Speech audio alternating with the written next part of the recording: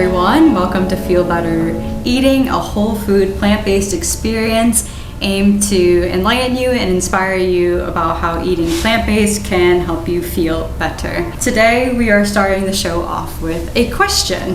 Why do restaurants serve soup, salad, and bread before the entree? This practice has been so normalized without us asking why do we do it? Why soup, salad, and bread specifically? So we are an investigative duo. We decided to research the story behind the beloved starters that we always get at restaurants to figure out why these items. Today we are going to be preparing soup, salad, and bread. This meal is designed to be high in protein, it's going to be satiating, it's going to be very tasty, and it's not going to give you the digestive problems that bread can often give people with the wheat aspect of it. So, we're excited to have you here. Should we get into it, Catherine? Yes. So, pea soup. Peas, the star of the show. Do you guys like peas? Yeah. 83% of people, supposedly in an internet statistic, would say that peas are their favorite vegetable. Who knew? Who knew? And we do have a second question. Does anybody know how many peas Janet Harris ate in 1984 to set the Guinness World Record for most peas eaten in 1 hour?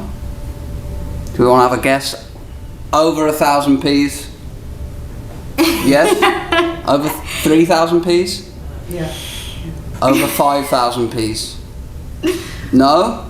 Ooh, Robert's still going wants lower. to go, yes. Robert's going lower than 5. Right, we'll have over under. So who thinks more than 5,000 peas? Well, Why? we're obviously not a very educated group of people to not know the answers to this, but the actual amount is 7,175 peas in 60 minutes, and she used chopsticks. Incredible.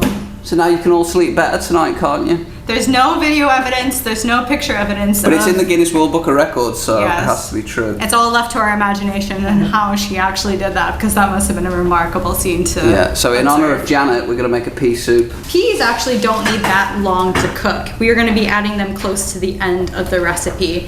The longest thing that it takes to cook is our first ingredient, which is potatoes, another ancestral beloved vegetable of the human race. And we have diced up this potato, peeled it, and we're gonna get it into the pot.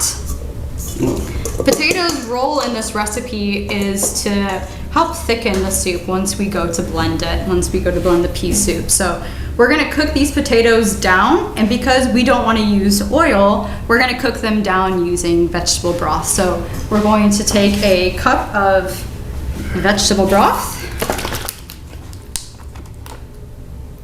Ooh, Well, there we go. nearly had extra though.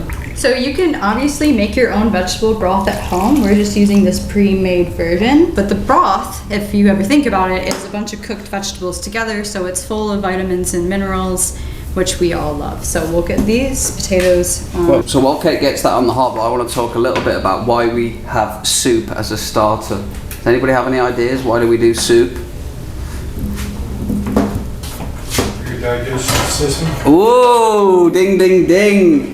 Robert, with the gold medal answer, that is exactly it.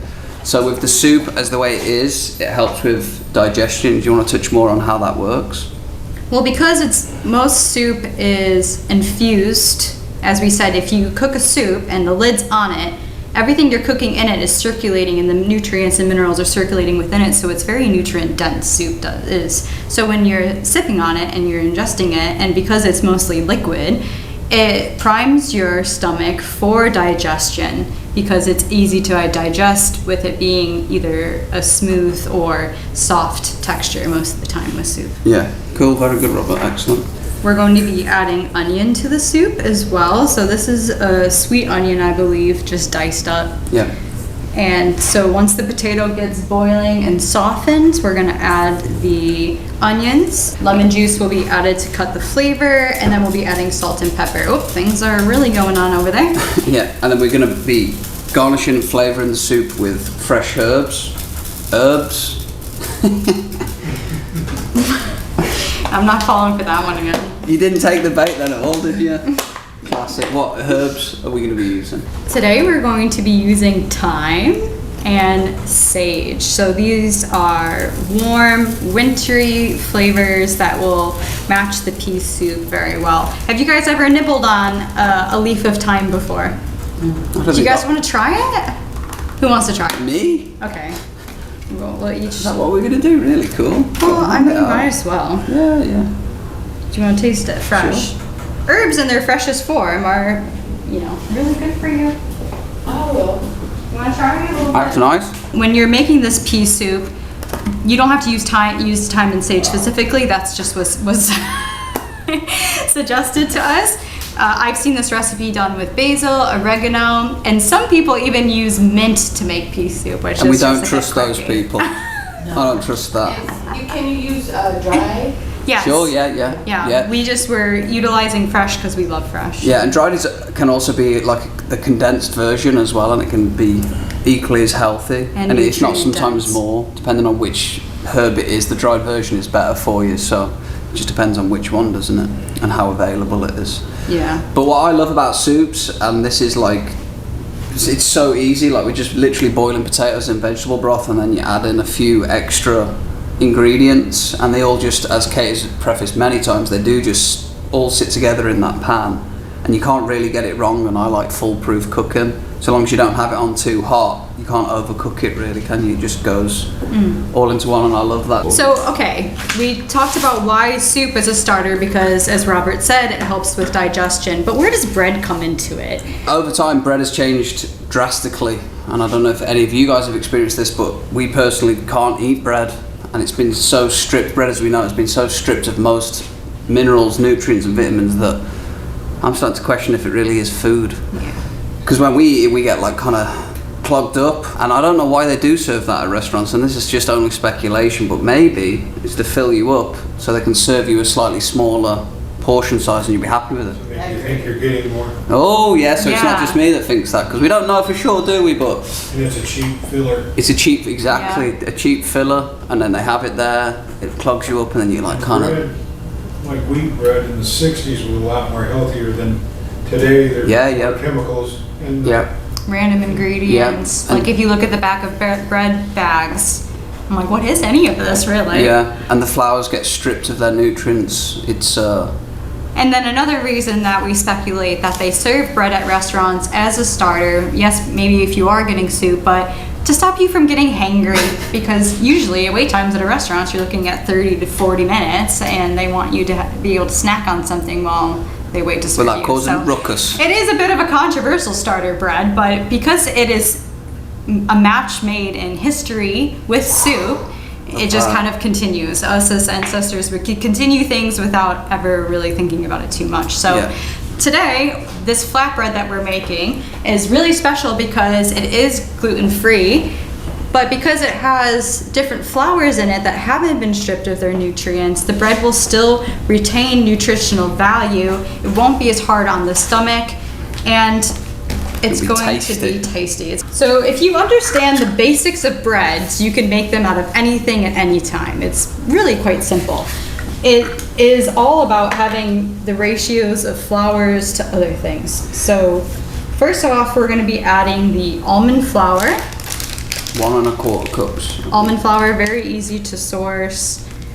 And it's going to be, as we said, high in protein on this recipe. That's a lot of it's coming from this almond almond flour. Okay, so we're adding like a cup and a fourth here, which is quite random. I wish it was just like a little bit more straightforward, but the way that the recipe came out, this is just what it is. I usually am just eyeballing things most of the time when I make a bread at home, because You go for the consistency. more often that you're doing it, the more intuitive it becomes, and you understand like, oh, next time I have to do this or do that. But And do you want to tell them how many times you've been testing breads like this? Because you've been doing it for a while. I would say several years, because when you go gluten-free, when the gluten-free breads from the store, they also have a bunch of random ingredients in them, and they can be quite expensive. So you have to surrender a little bit and be like, you know what, I'm gonna figure this out for myself. And So this is oat flour, right? yeah. again, super satiating. There's a lot of calories in oat flour as well, which will help this bread stay together through the cooking process. And it is high in protein as well, and Yeah. fiber. And then we're gonna add, some rolled oats just for a texture, consistency difference. And what goes better with oats than more oats, right guys? Take on last week's show. Yeah. Hopefully you can go check out our pancake recipe. No, heck, what did we make last week? Oh, oat bake. Oat bake. And then we're going to be adding ground flaxseed. Does anybody remember why we add flaxseed? Quiz time. Fiber, yeah. Fiber and essential fatty acids. I remember that. Yeah, I can see it. I see it going off. But repetition is the. What did I say about repetition? It's good. You can always remember that seeds are full of fat. Yeah. So if something's a seed, oh, it's got fat in it. And acid's just kind of a random thing, and then essentials. Acid. Flax, essential. No, Oh, it doesn't okay. rhyme. It doesn't rhyme. Scratch that. I love when things rhyme because it makes it easier. Scratch that one. Scratch that one. Okay. How much of this one? So this is flaxseed. This is going to be our binder in the Yeah. recipe as well. That's why we love flaxseed in recipes. Operates like an egg. Okay, so since this is a gluten-free bread and a simple bread, we're not going to be using yeast. This isn't a sourdough. So you have to come up with different ways to inspire leavening of the bread. So baking, if you're familiar with baking, baking powder and baking soda are used in most baking recipes as a leavening agent. So we're going to be using that in our recipe today. So now that we have our baking powder and baking soda in here, it's a little bit goes a long way. If you add too much of this, your bread's going to taste like so sour that you're not going to even want to eat it. Yeah, it won't be good. We'll just add a little bit of sea salt just for fun. Okay, so this is a chemical reaction now, where because the baking soda and baking powder is mixed in here, we're going to inspire it to leaven, because what happens when you add vinegar to baking soda? Does anyone know? Yeah, it foams, it bubbles, it becomes big. So adding hold the this up. vinegar into this will interact with our powders that we put in, and it's going to help it rise in the oven. How much is going to actually We're rise? looking at the mirror. Oh, jeez. See, it's doing something already. Science. Science.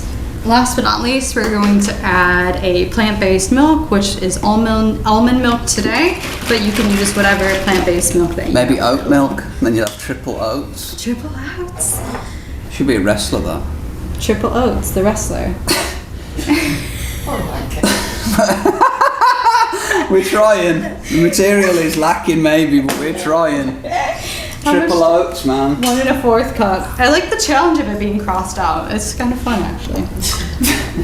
It's like a treasure map. Right, I'm putting you. All right, so we followed a recipe, right?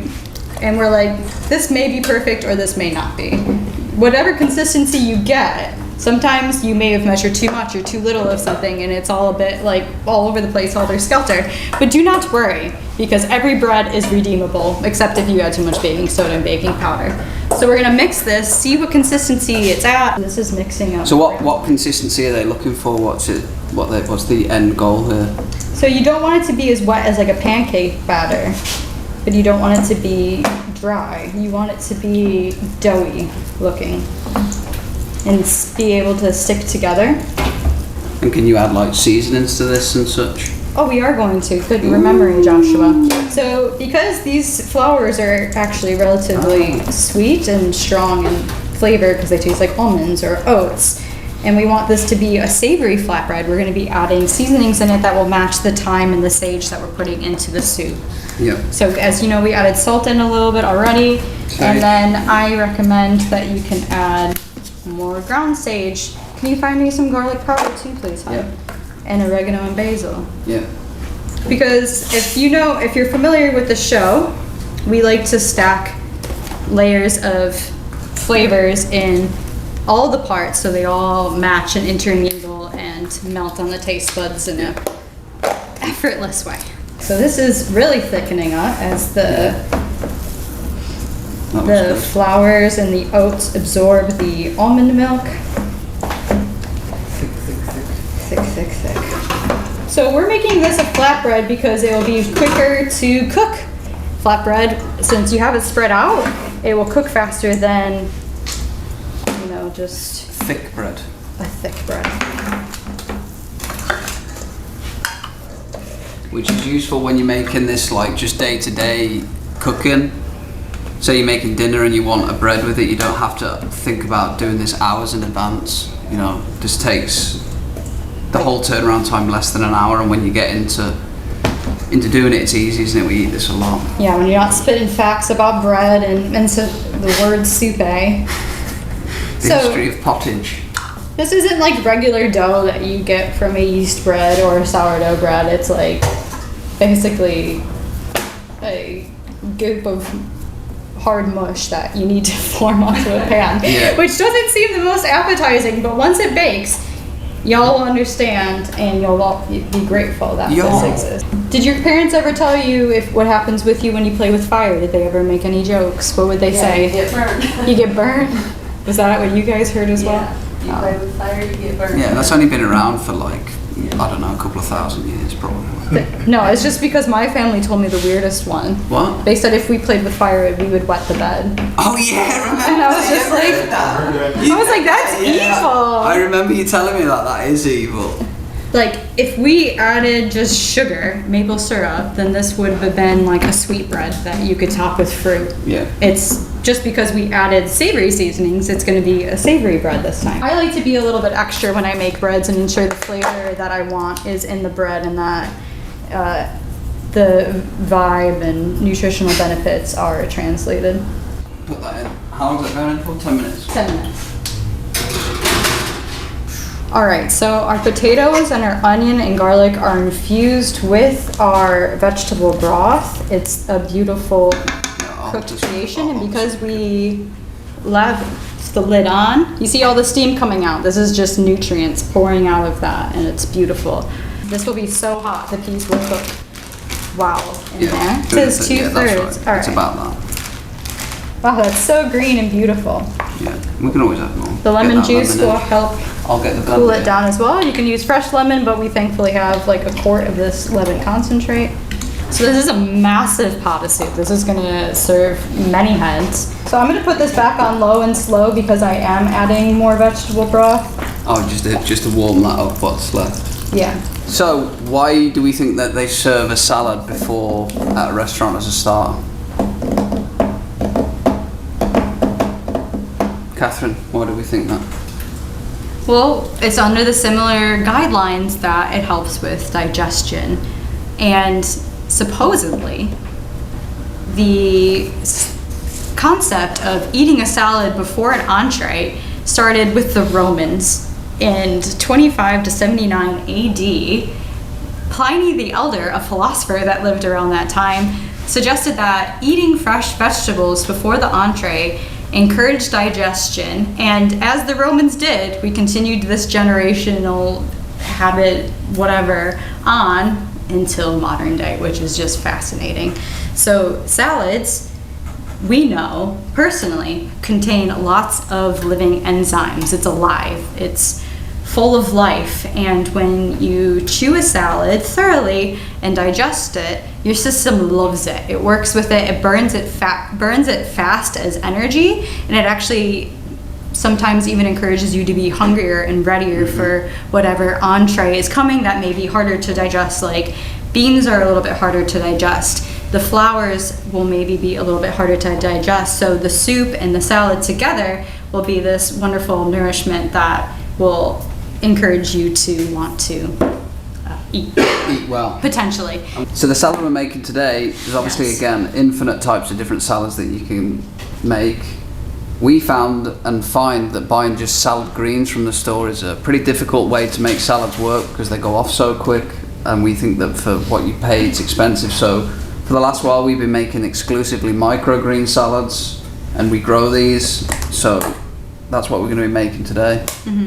We have radish in this one, and you want to open this one, And we have sunflower in this. and we have some flour in this one. So They we look grow very these at green, home. though. They're very fresh. We eat them within a week of harvesting them. And we love having micro salads because they're so packed with nutrients that we don't have to eat as much, and because microgreens are so unique in their different flavor profiles, you get a great diverse flavored salad, which we love. But we are adding spinach to this salad, aren't we? Yeah, just as a base. There's countless videos about microgreens and growing them and how easy it can be. Yeah. You just have a tray, you put the seeds out, let them germinate, and then put them under light, and then you have a forest of greens. Yeah. It's incredible to see. Having houseplants makes you feel better living, I think. When you have plants around, you see the green, you're just like, ooh, look at this life, and it's doing, and it's so bright, and it wants to live, it wants to be healthy, and to me, that's so inspiring.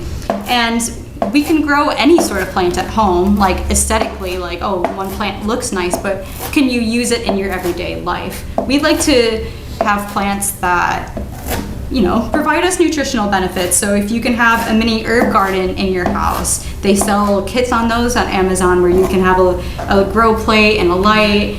You can have microgreens grown at home really easily. People do it for themselves all the time. So it's one of those things where if you're gonna grow something that you can consume and enjoy and that will nourish you, and you'll be so happy to have it in your house. Yeah, it's very good for your mental health as well, seeing life in that way, the full circle. And I always find, even if I've had a real bad day, it just hasn't worked out for me specifically, and I go home and they're just still growing. They don't care. They're not like, oh, Josh has had a bad day, I'm gonna have a day off growing. They just carry on, and it kind of makes me feel more connected and less trapped in my ego, you know, about the bad things that have happened to me, even though they're not necessarily bad. So very grounding, and it's just beautiful. So highly recommend. And it's pretty straightforward to get. You don't even need a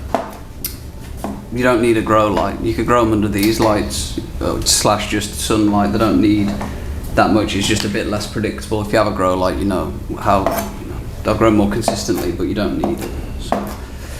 Something I was thinking about the other day that I never really thought about as well is that when all of the trees during this fall time lose their leaves, then they're not processing, and much of it's our carbon dioxide, and so we're not getting as fresh of air during the fall and the winter months. And when you have plants inside, they're always processing carbon dioxide, so I think it freshens the air, and it's like, oh, we all deserve fresh air. That does look good, like, doesn't it? So those are all in little bite-sized pieces, because when it comes to salad, you want to chew it as much as you possibly can, because chewing is the first form of digestion. When you chew your food thoroughly, it gets absorbed into the micropores of your mouth, and the micropores of your mouth are connected to your entire body, and it's like a fast track to it. So you want to chew your greens really thoroughly, so if you cut them really small, it makes them easier to chew, which is great. We like salads to be as simple as possible because we think the greens themselves, you'll notice the radish and the sunflower and the spinach all provide their own unique flavor. And we know that the bread season, the soup season, so this is just a palate cleanser really. That's also another reason why salads are served with meals, is because they cleanse your palate.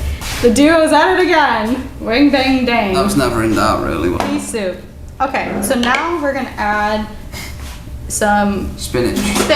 So we're just gonna throw a few handfuls in here. We're not gonna overthink how much we put in here. You could also throw microgreens in here. That's great. I'm gonna do some more.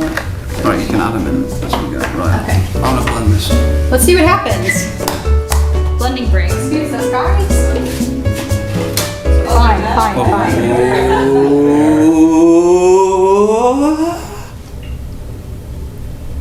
It definitely needs more herbs. Need some salt too. Voila. Very bougie, that. It's going to be. See, we could have added a little bit more wet to it, possibly. But you'll find if you get into the endless art of bread making that there's just a giant stem of. Each bread you make is going to end up different. Even like the temperature and the humidity, all will influence how your experience goes. Oh, and then I put the bread on the side. Yeah. Oh, yes. We'll create like a little. Yeah, I'm putting one of these on the top. Voila. Oh, we'll just garnish some thyme on there. Wow, how special. If you're throwing a dinner party or a family event and you just want an excuse to be fancy, this was so simple. And it looks so fancy with it being green and fresh. like a bisque. Sure. Maybe we need a second piece of that one. Stack it what underneath that. Stack it like sideways, or what do you think? What's the vibe like that? Yeah. Right. Show that to Kevin. All right. Look at that. Dun, dun, dun, dun. Voila. Thanks, Kevin. Hold that now. That looks really good. Alright, cool. Well, that was pea soup, gluten-free flatbread, and a microgreen salad. I'm very excited to share this with the audience. It smells great. I'm excited to eat because I'm hungry this week. Surprised. But we appreciate you all being here, the live crowd, everybody watching. We hope that you take inspiration from this, go try this recipe, experiment with new plants, flavors, mindsets around food, especially the enzyme thing is something that we really want you to take from this. Is the more living enzymes, the better your digestion is going to be, and you continue to feel better eating and living. Catherine, anything to add before we jump off?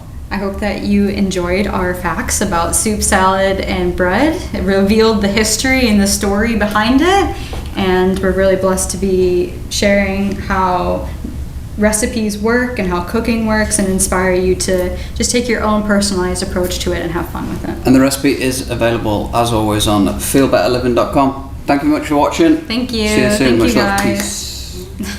Cool. Great job, I think. Do you want this to bake longer? We're right at 57 minutes. Yeah, that was a long one. That took us an hour. Thank you to all of our show sponsors and supporters who make this show possible. The Healthcare Foundation of LaPorte, Grace Learning Centre, Citizens Concern for the Homeless, and ALCO, Access LaPorte County. We appreciate all of your support.